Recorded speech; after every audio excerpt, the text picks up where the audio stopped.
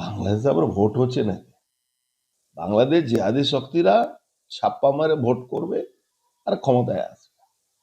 বাংলাদেশকে, ভারতবর্ষকেই সবক শেখানো দরকার আছে। ভারতবর্ষকে, এই বাংলাদেশকে পৃথিবী মানচিত্র থেকে সরিয়ে দেওয়া দরকার আছে, নালে ওখানে হিন্দু বাঁচবে না। আওয়ামী লীগ এই ভোটে অংশগ্রহণ করেনি এবছর। আওয়ামী লীগ কেন? যে এইখানে ভোটের নামে তো প্রহসন হচ্ছে না, ভোট কোথায় হচ্ছে? ও তো জেহাদি শক্তিরা গিয়ে ভোট দিয়ে দিচ্ছে। আজ পর্যন্ত ইস্কানের ওই মহারাজ আজ পর্যন্ত জেলে আছে, কি অপরাধ করেছিল?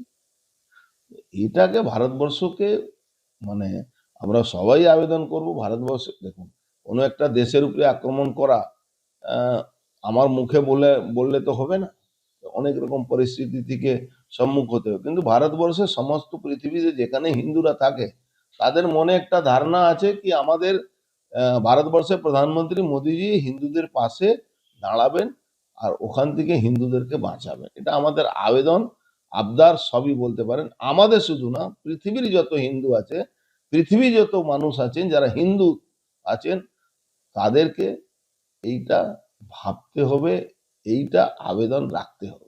দাদা, যেখানে বাংলাদেশ